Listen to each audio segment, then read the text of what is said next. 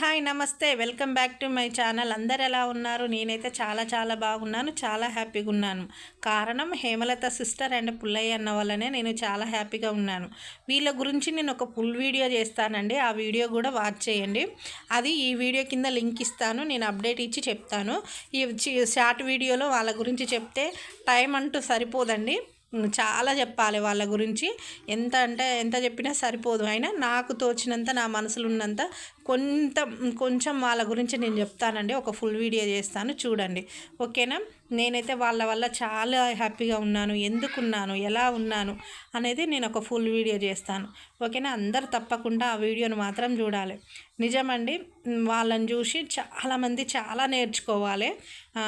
ఎంత అంటే నేను ఫుల్ వీడియో చేస్తానన్నాను కదండి, అలా చూడండి.